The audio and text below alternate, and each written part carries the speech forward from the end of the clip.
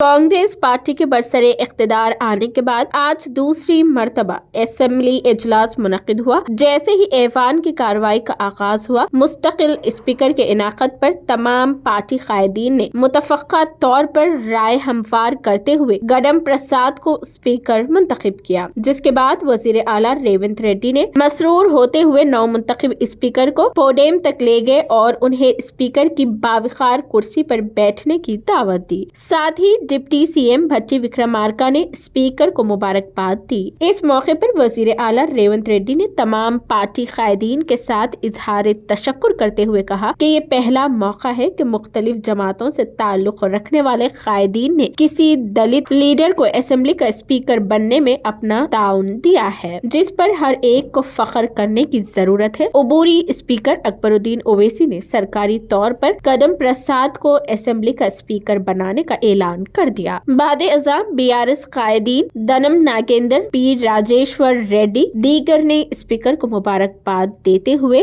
नेक ख्वाहिशात का इजहार किया। अगर हम यहाँ गडम प्रसाद के सियासी जिंदगी पर नजर डालेंगे तो हमें लगेगा कि उन्होंने बतौर एमपीटीसी के सियासी मैदान में कदम रखा और आज कानून साज असेंबली के स्पीकर मुंतखब हुए। सन 1984 में इंटरमीडिएट कामयाब हुए। 2008 के ज़िमनी इंतखाबात में कांग्रेस के उम्मीदवार बने। विकाराबाद में उन्हें कामयाबी मिली। 2012 में उन्होंने मुश्तरका आंध्र प्रदेश में, जबकि यहाँ वजीर आला के तौर पर करण कुमार रेड्डी थे, गडम प्रसाद को काबीनी वजीर बनाया। 2014 और 18 के इंतखाबात में गडम प्रसाद के मुसलसिल शिकस्त का सामना रहा और सन 2022 को टीपीसीसी एग्जीक्यूटिव कमेटी का उन्हें रुकन मुकर्रर किया गया। 2023 में होने वाले असेंबली इंतखाबात में उन्होंने विकाराबाद से इलेक्शन लड़ा और कामयाबी हासिल कर ली। उनका ये सियासी सफर तल्ख तजुर्बात से भरा रहा और आज वो असेंबली स्पीकर बन गए। इस तरह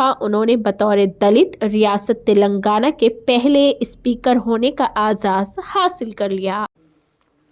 I am further to announce to the House Sri Gadam Prasad Kumar, elected unanimously to the office of the Speaker.